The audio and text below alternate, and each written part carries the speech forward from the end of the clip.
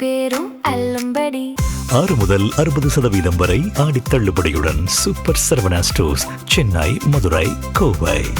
FTP நேயர்களுக்கு வணக்கம். இன்று நம்மோட சிறப்பு நேர்காணலுக்காக இணைந்திருக்கிறார் மூத்த பத்திரிகையாளர் ஐயநாதன் அவர்கள். சார் வணக்கம். வணக்கம். விரைவில் தமிழ்நாடு பட்ஜெட் கூட்டத்தொடரானது நடைபெற இருக்கிறது.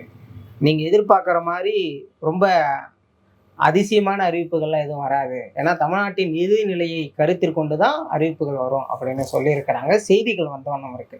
எப்படி பார்க்குறீங்க? நிதிநிலை அறிக்கையை பொறுத்த வரைக்கும் ஒரு எதிர்பார்ப்பு இருக்கிறது உண்மை.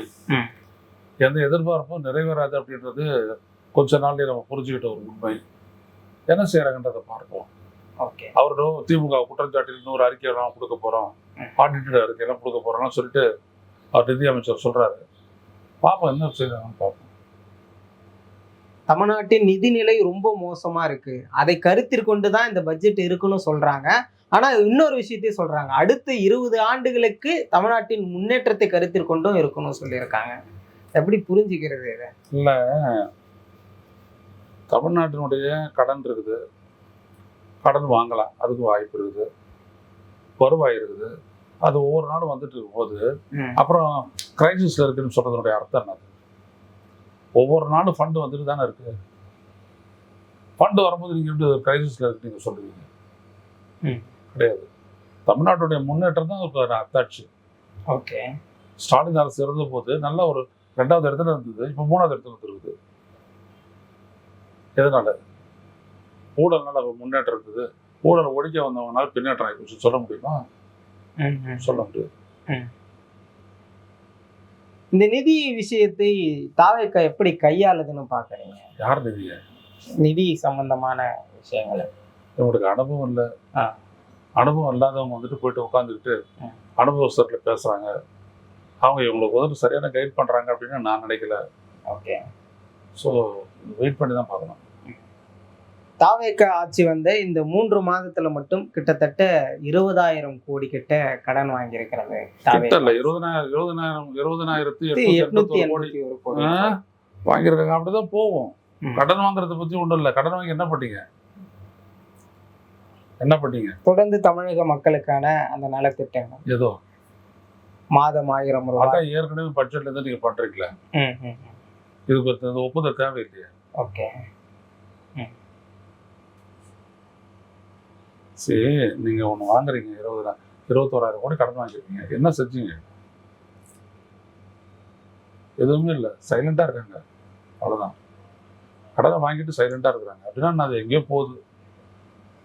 தப்பா ஒன்றும் போல, ஆட்சி அதிகாரம் தொடர்புடைய விஷயங்கள தான் அப்படி செலவு செய்யப்படுது.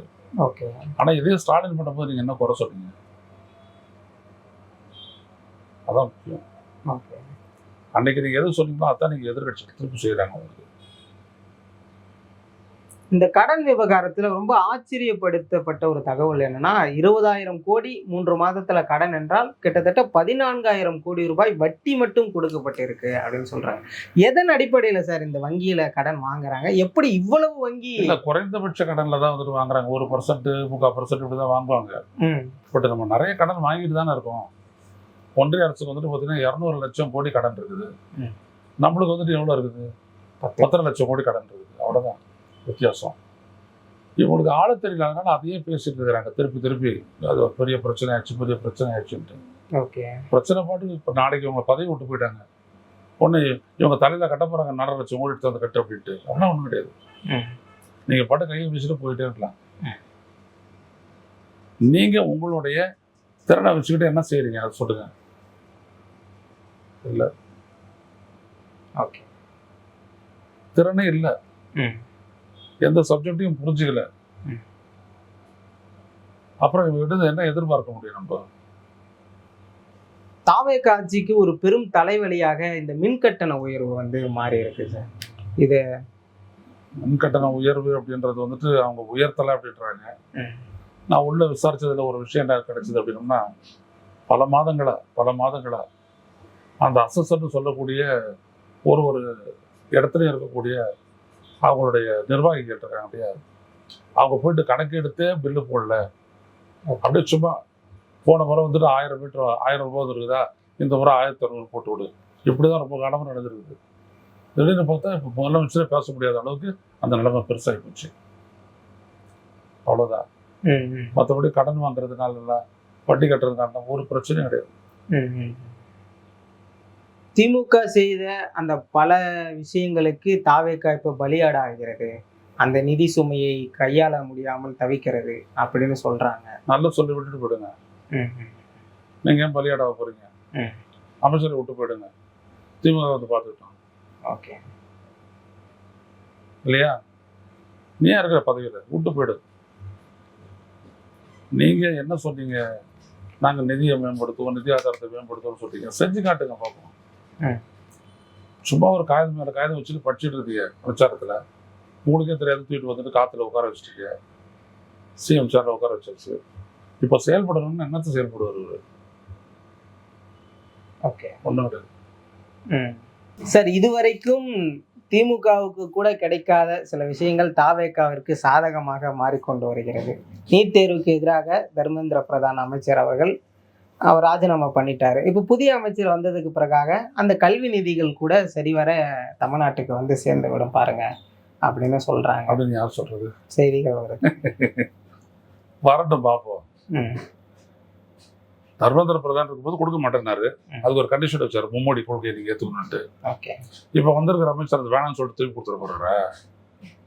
செய்ய மாட்டாங்க, பொறுத்திருந்து பாருங்க. ஆனா திமுக அளவிற்கு தாவேக்கா எந்த இடத்துலயும் பாஜகவை எதிர்க்கல. இந்த நீட் விவகாரத்துல கூட அவங்க வந்து ரொம்ப சுமூகமா தான் கையாண்டாங்க. இதெல்லாம் வந்து நிதியை பெரிய அளவுல வர வைப்பதற்கான ஒரு வழியா பார்க்கலாம்ல. அது வேற ஒரு இடத்துல இருக்குது சதீஷ். இந்த இந்த இண்டஸ்ட்ரி தொழில்துறை வந்துட்டு எப்படிங்க தமிழ்நாட்டில் செயல்படுது அப்படின்றத பொறுத்து தான் முதலீடு வரப்போகுது. அவங்க கிட்ட இருந்தால் நம்மளுக்கு வரி பணம் வரப்போகுது, எம்ப்ளாய்மெண்ட்டு கிடைக்க போகுது. ஸோ அந்த இடத்துல வந்துட்டு பார்த்தீங்கன்னா தமிழ்நாடு சஃபர் ஆகுது. இப்போ ஓகே, இந்த கீர்த்தனானால ஒன்றும் பண்ண முடியல. ஸோ வருவாயும் குறையும், வேலை வாய்ப்பும் குறையும், பொருளாதார வளர்ச்சியும் குறையும். என்ன பண்ணுவீங்க? அதான் இப்போ ஸ்டாலின் எதிர்கொண்டுட்டு இருக்கிற மிகப்பெரிய பிரச்சனை. ஓகே, தமிழ்நாடு அமைச்சர்கள் நிதி சார்ந்த சில விஷயங்களை ஒன்றிய அமைச்சர் நிர்மலா சீதாராமன் அவர்களை சந்திக்க நேரம் கேட்டதாக தகவல். பட்ஜெட்டுக்கு முன்னாடி தானே செய்யறோம். எவ்வளவு நாள் ஆச்சு ஆட்சிக்கு வந்து? இதுவும் பட்ஜெட்டுக்கு முன்னாடி தான். அதான் எப்போ பட்ஜெட் போடுறீங்க? பட்ஜெட் ஃபினிஷ் ஆயிடுச்சு. 6ஆம் தேதி நீங்க 5ஆம் தேதி நீங்க கொடுக்க போறீங்க. இதுக்கு அப்புறம் இப்போ போயிட்டு சந்திக்க போறீங்களா? முன்னாடியே போய் இல்லை சந்திக்கணும். போயிட்டு அவங்ககிட்ட எல்லாத்தையும் உறுதிப்பட்டுக்கிட்டு வந்துடலாம். பட்ஜெட் எக்ஸசைஸ் ஆரம்பிக்கணும். பட்ஜெட் எக்ஸசைஸை முடிச்சிட்ட உடனே நீங்கள் போவீங்களா?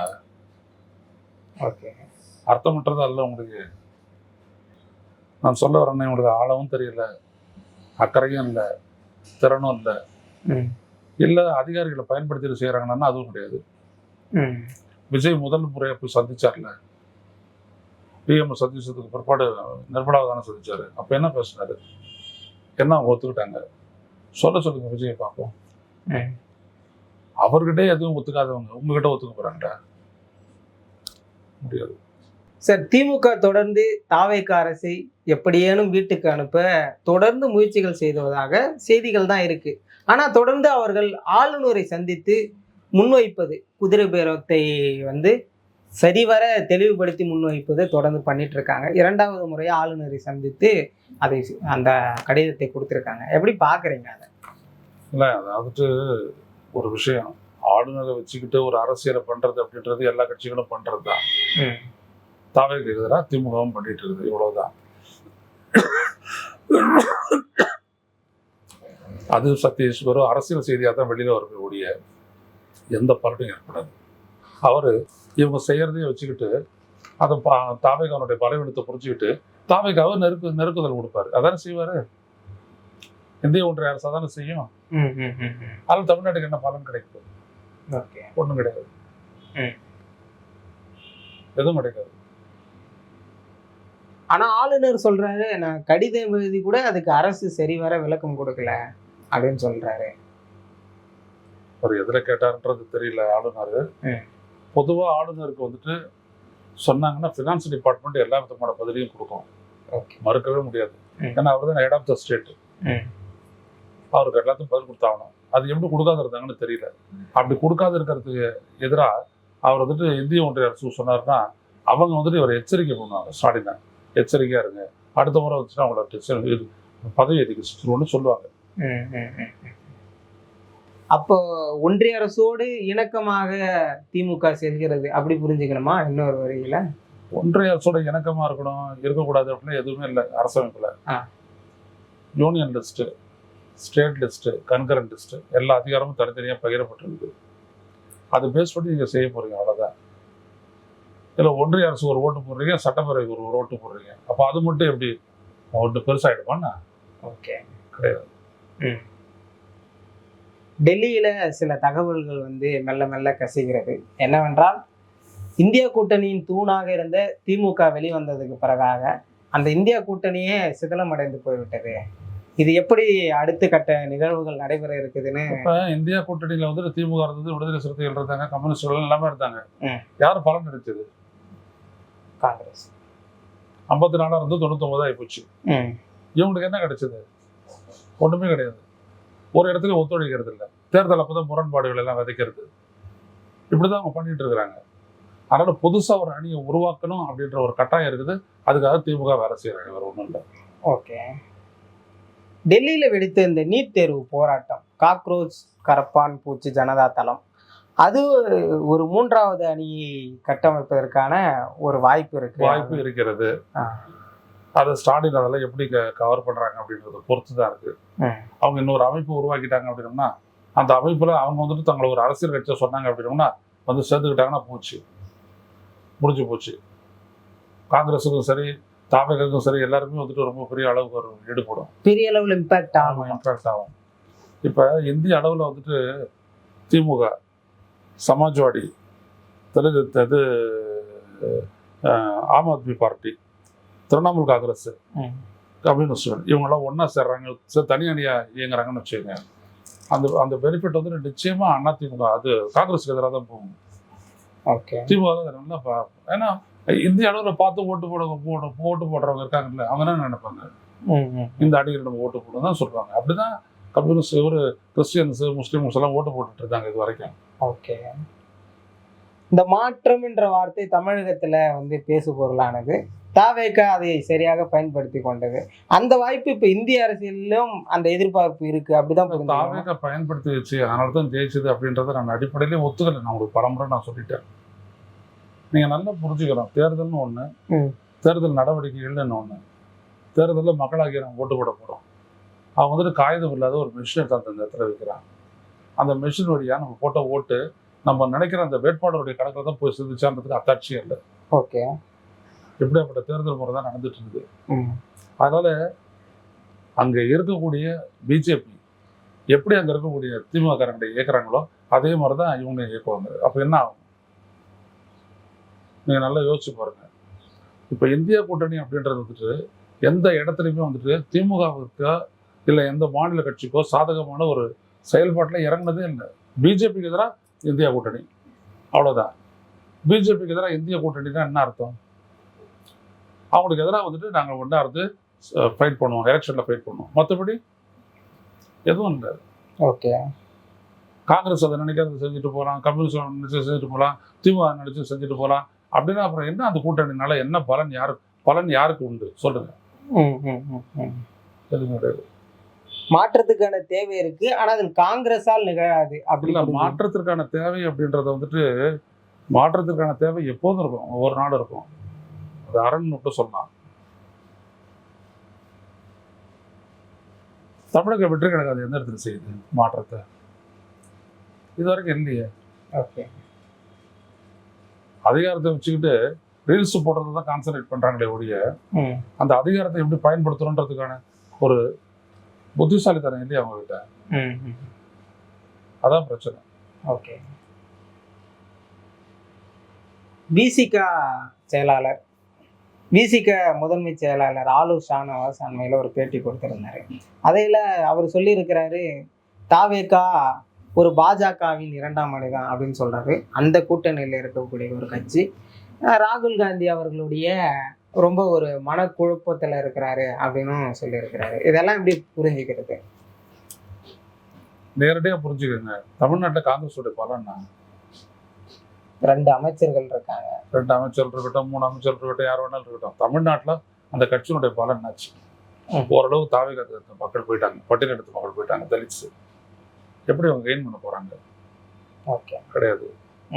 ஸோ இப்படிப்பட்ட ஒரு சூழல்ல என்ன பண்ண போறாங்க காங்கிரஸ்? அதான் முக்கியம். ஓகே.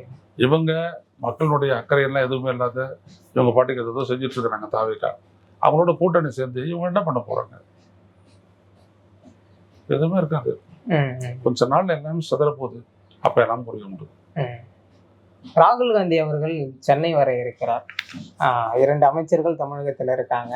அமைச்சரவையில் சேர்ந்ததுக்கு அப்புறம் அவர் சென்னை வருவது என்பது ஒரு முக்கிய நிகழ்வாக. அவர் வந்துட்டு அவங்க காங்கிரஸினுடைய குறிப்பா ராகுல் தலைமை வந்துட்டு விஜயோட இருக்கக்கூடிய அந்த கட்சியினுடைய உறவை வந்துட்டு பலப்படுத்திக்கணும்னு நினைக்கிறாங்க. ஏன்னா 2029 மக்களவை தேர்தலில் வந்துட்டு கணிசமான இடங்கள்ல வந்துட்டு விஜய் கொடுப்பாருன்னு நம்பிக்கை அவங்களுக்கு இருக்குது. அதனால அவர் வராரு. வரும்போது விஜயை சந்திப்பாரு. இந்த கோணத்துல தான் அவங்களோட சந்திப்பு பேச்சரா இருக்கும்.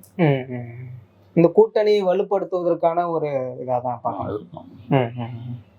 இப்போ எப்படி சார் இது புரிஞ்சுக்கிறது? காங்கிரஸால் தாவேகா இயங்குகிறதா, இல்ல நாளை ஒருவேளை கூட்டணி பேச்சுவார்த்தை நடந்தால் சீட்டு பகிர்வுல விஜய் தான் கொடுக்கணுமா காங்கிரஸுக்கு? விஜய் தான் கொடுக்க வேண்டியது வரும். விஜய் தான் மேஜர் பார்ட்டி. ஓகே. அவர் தான் கொடுக்க வேண்டியது வரும். ஆனா விஜய் கொடுப்பாரான்றது தெரியாது. ஓகே. ஏன்னா இப்போ இந்தியா கூட்டணி காங்கிரஸ் வந்துட்டு அமைச்சரவைக்கு வந்தது, தங்களுடைய அமைச்சரவை வந்துட்டு பலத்தை உரிய பெரும்பான்மை பெற்றது. ஓகே. ஆனா அதுக்கு 2 அமைச்சர்கள் கொடுத்துறாங்க. அதை தாண்டி என்ன இருக்குது வேற அவங்களுக்கு பேசுறதுக்கு? எதுவும் இல்லை. விஜய் அவர்கள் பதவி ஏற்கும் இடத்துல ராகுல் காந்தி வராருன்னா என்ன புரிஞ்சுக்கணும்? என்னாலதான் நீங்க பதவி ஏற்றீங்க, என்னுடைய தயவுல அப்படிலாம் புரிஞ்சுக்கணும். இல்லை இல்லை இல்லை, அதெல்லாம் அப்படிலாம் கிடையாது. எல்லாருக்கும் எல்லாமே தெரியும் தானே. அதனால அப்படிலாம் ஒன்றும் கிடையாது. ஒரே ஒரு விஷயம்தான், காங்கிரஸ்னால வந்துட்டு தனக்கு பலம் கிடைக்காதுன்றதை விஜய் உணர்ந்திருப்பாரு நேரம். ஓகே. அவர் என்ன செய்ய போறாரு அதை பொறுத்து தான் அவர் மக்கள் அடுத்த முறை அவர் போட்டு போடுவாங்களா இல்லையான்ற தீர்மானிக்கணும். காங்கிரஸ் தாவேகா இணக்கமாகிவிட்டது. அதற்கு அடுத்துதான் இருக்கக்கூடிய தோழமை கட்சிகளுடைய அந்த தொடர் குழப்பமானது இது எதை நோக்கி போய் முடிய போகிறதுன்னு ஒரு காரணம் வந்துட்டு விஜய் அவங்களை நம்பல. விஜய் நம்பல. அவர்கள் தான் விஜய நம்பலன்ற மாதிரி தானே. இல்ல இல்ல இல்ல இல்ல அப்படி இல்லை. அது அதர்வே. அதனால அவங்க என்ன நினைக்கிறாங்கன்னா, விஜயோட நம்ம இருக்கிறதுன்றது நம்மளுடைய செல்வாக்கு இழப்புக்கு தான் வழிவகுக்கக்கூடிய பலன் இருக்காது அப்படின்றது அவங்களுடைய நினைப்பு. அதனால தான் இந்த மாதிரி 2 கட்சியிலையும் உட்கட்சி பிரச்சனை வந்திருக்குது. ஓகே. சிபிஎம் கூட தெளிவா இருக்கிறாங்க சார், நாங்க அமைச்சரவையில் இடம் பெற மாட்டோம் அப்படின்லாம். ஆனா சிபிஐ உடைய அவர்களுடைய அந்த வேலைகள் வந்து முன்னுக்கு பின் முரணாக இருக்கிற மாதிரி இருக்குது முடிவுகள். அப்படிலாம் ஒன்றும் இல்லை. அமைச்சரவையில் சேரதா இருந்தாங்க, அப்புறம் கடைசியில் அவங்க சேரவே இல்லை. இப்போ கூட பரங்கிப்பேட்டை நிகழ்ச்சி அப்போ ஒரு செய்தி வரும்னு எதிர்பார்த்தோம், அதுவும் வரல. நமக்கு விடுதலை சிறுத்தைகள் போலவே இந்திய யூனியன் முஸ்லீமுக்கும் தாவேகாவோட போயிட்டு கரைஞ்சிருச்சு. என்ன அதை பொறுத்திருக்கு பாருங்க. ஓகே. இந்த கட்சிகள் எல்லாம் பேசினாலும் கூட விடுதலை சிறுத்தைகள் என்ன செய்ய போகிறது அப்படின்னு நம்ம ஒரு பெரும் யோசனை இருக்கிறதுலயே அவங்களுக்கு தான் பெரிய சவால். அவர் மறுபடியும் எப்படி பில்டப் பண்ண போறாரு இந்த கட்சி அப்படின்றத பார்க்கணும். யாரோட ஓட்டு பேக் வந்துட்டு மிகப்பெரிய அளவுக்கு தாவேகா கிட்ட போயிடுச்சு. ஓகே. இப்போ இவர் என்ன பண்ண போறாரு திரும்ப அப்படின்றது தான். ஒரு மாநாடு ஒன்று போடுறாங்க, அந்த மாநாட்டின் வழியாக என்ன பண்ண போறாங்கன்றது ரொம்ப முக்கியம். சார், அண்மையில சரத்குமார் அவர்களுடைய பிறந்த நாள் நிகழ்வு ஒன்று நடந்தது. அதுல சீமான் அவர்கள் பேசுறாரு, சில நேரங்கள்ல நம்முடைய முடிவுகள் சரியா இருக்கலாம், சில நேரங்கள்ல தவறாக இருக்கலாம், ஆனால் அதை சரியா நம்ம பார்க்கறது தான் பகுத்தறிவு அப்படின்னு சொல்றாரு. அதை எப்படி புரிஞ்சுக்கிறது? பெரியாரு மண்ணு அப்படின்னு அவரு இப்போ இது மாதிரிலாம் சொல்றாரு. அவரு ஒன்றை மட்டும் சீமான் புரிஞ்சுக்கணும், திராவிட இயக்கம் திராவிட கட்சிகள் இந்த தமிழ்நாட்டுக்கு செஞ்ச அந்த பலனை வந்துட்டு மறுத்துட்டு யாராலும் எதுவும் பண்ண முடியாது. இன்னைக்கு ரோட்டில் நடக்கிற நீ காரை ஓட்டிட்டு போகிற ஸ்மூத்தாக அப்படின்னா இதுக்கெல்லாம் காரணம் தமிழ்நாடு அரசு தன்னுடைய பலத்து ஒன்றிய அரசு தனது பலத்துக்கு உட்பட்டு எதெல்லாம் தர முடியுமோ அதெல்லாம் தமிழ்நாடு கேட்டு பெற்று முன்னேறி இருக்கு. புரியுதுங்களா?